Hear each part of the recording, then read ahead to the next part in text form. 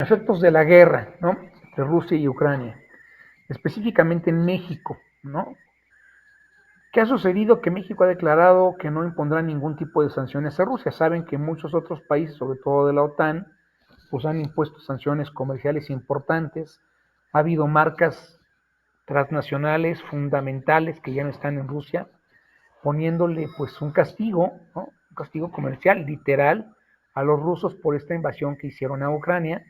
México en su ámbito entre el que no le entienden si son socialistas o son comunistas o hacia dónde queremos trasladarnos, pues se han dicho yo mejor no me meto, ¿no? Pero sí, de alguna manera han tomado partido diciendo, pues yo no le hago ninguna sanción a Rusia y es más, casi casi que quiero ser amigo de los rusos ahorita. Y eso pues no está bien visto por los Estados Unidos, evidentemente, que ya también golpearon la mesa y dijeron, oye, o te, o te, o te calmas o te calmas, ¿no? O te calmas o te calmamos. Y además tienen pues, todas las posibilidades de hacerlo, ¿no? El comercio bilateral entre México y Rusia pues, es mínimo, es insignificante, apenas 2.750 millones de dólares en 2021, o sea, nada, nada comparado con lo que les acabo de mencionar. De manera indirecta a nivel mundial ya se han incrementado las presiones inflacionarias, ¿no? En nuestro país y en todo el mundo, encareciendo la disponibilidad de algunos bienes, disminuyendo la actividad económica y todo esto retrasando una recuperación, digamos, importante después de la pandemia. Sí ha habido, evidentemente, ya acciones concretas que nos denotan una mejora, que nos van indicando que esto está correcto, que hacia allá debe de ir, pero todavía no acaba de haber una recuperación real. Entonces, hoy el problema mundial se llama inflación en todo el mundo y todo el mundo está poniendo las manos ahí y está generando acciones concretas para bajar la inflación, para mejorar esta inflación, porque se ha vuelto en algunos países a inflación que no se tenía hace 30 años o 40 años. Esto ha sido un tema importantísimo.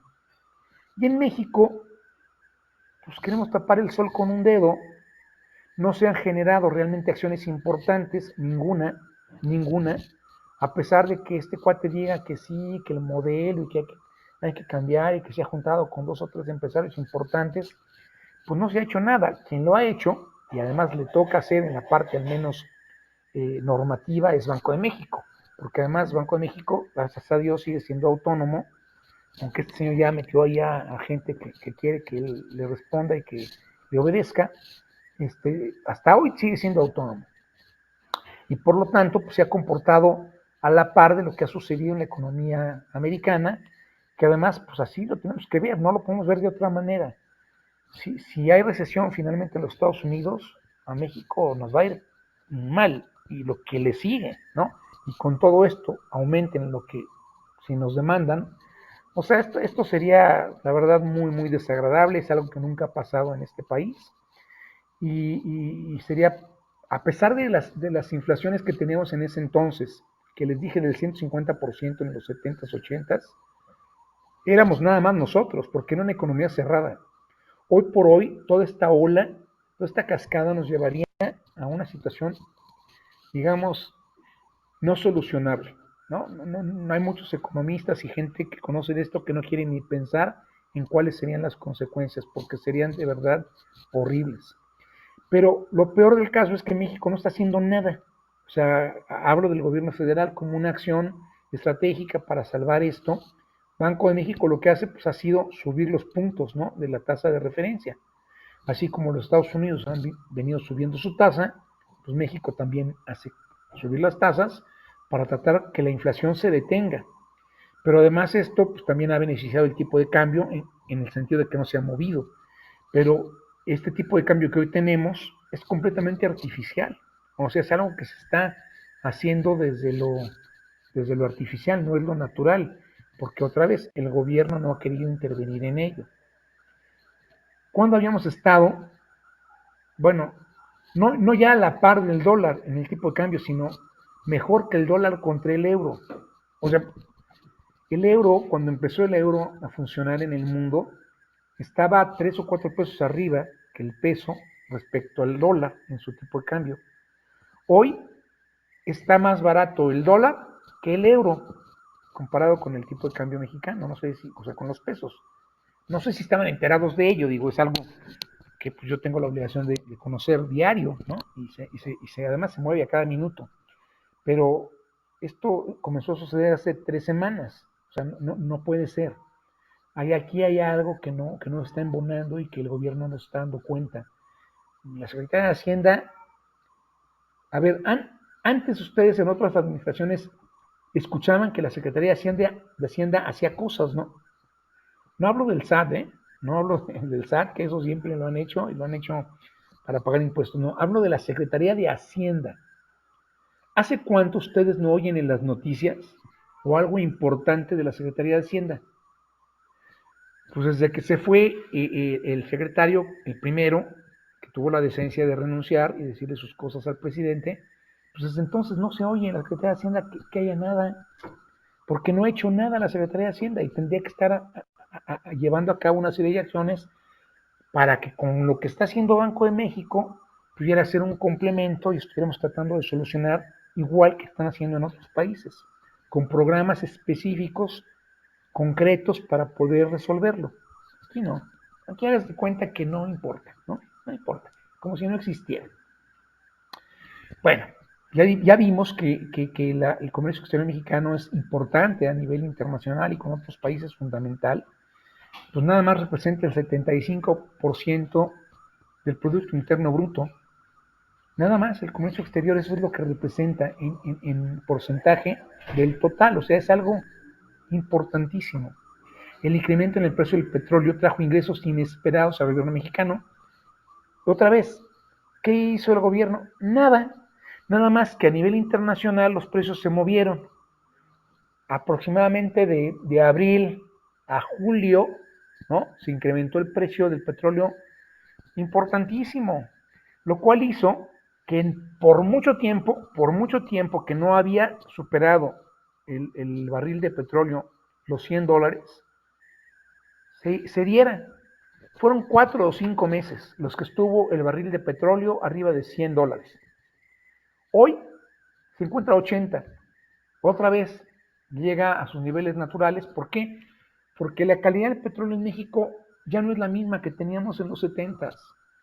Se ha deteriorado de manera impresionante, los yacimientos ya no tienen la misma cantidad que teníamos antes, y esto pues también porque los precios del petróleo han bajado. Esto lo dicta el mercado, lo dicta sobre todo los Emiratos Árabes.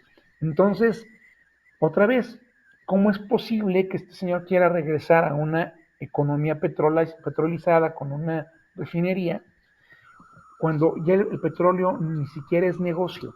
O sea, no puede ser. Digo, en su momento sí representó ingresos inesperados. Por eso él no movió el precio de la gasolina.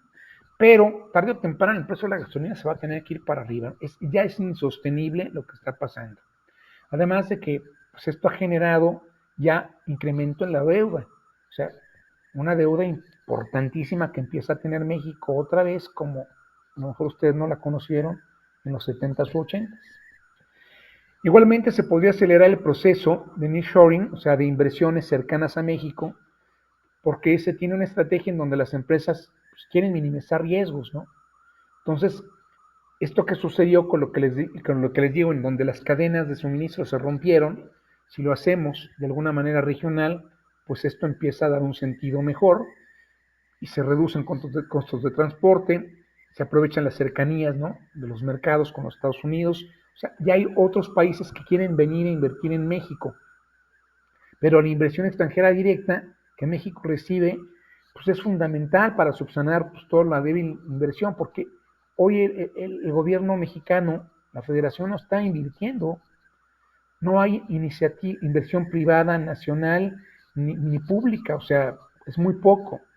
Entonces, de esta manera, pues podría acelerarse el tema. Eso ha sido, pues, algún beneficio en donde se han visto otros países involucrados, en donde dicen, oye, pues, ¿a dónde podemos voltear los ojos? Pues puede ser ahí, ¿por qué? Porque estaríamos cerca de Estados Unidos.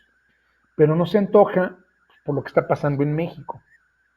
Si hoy México estuviera al menos como estaba la economía cuando Peña Nieto, esta inversión extranjera directa, por lo que sucedió en la guerra, nos hubiera llenado de empresas extranjeras, nos hubiera llenado de inversión en este país, importantísima.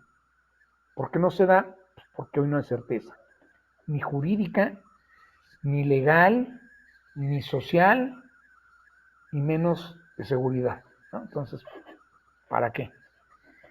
Hay un informe trimestral de Banco de México de enero a marzo, ¿no? En donde este conflicto entre Ucrania y Rusia deteriora las perspectivas para la economía mundial, ocasionando estas disrupciones adicionales a las causadas por la pandemia en toda esta economía global. ¿Qué ha pasado? ¿Qué producía Rusia? ¿Qué producía Ucrania? Bueno, pues todo esto que producían ellos, pues hoy ya no llega a los mercados a donde llegaban, pero además eran altamente productores de gas natural, de minerales, de fertilizantes. O sea, todo esto ya no existe o existe muy poco. Entonces, ¿qué ha pasado con los precios? Póngale para arriba, ¿no? Pero además de ir para arriba, pues no existe, no hay. Hay un desabasto importante. Muchos puertos no los han dejado salir a los contenedores por el tema de la guerra. Entonces, pues esto, además de lo que nos venía pasando con el tema de la pandemia, que no habíamos terminado de salir o no hemos terminado de salir, pues ahora aumenten en la guerra. Son productos metalúrgicos, ahí está, ¿no? También cereales, había muchos, pues, mientras que las principales importaciones de México a Ucrania, pues las consisten en autos, bebidas alcohólicas, ¿no? Esto es lo que nosotros sí le estábamos vendiendo a Ucrania, pero también en muy poquito volumen, ¿no? Lo que eran refrescos y este tipo de situaciones es lo que estamos nosotros vendiéndoles a ellos, pues esto no puede continuar así.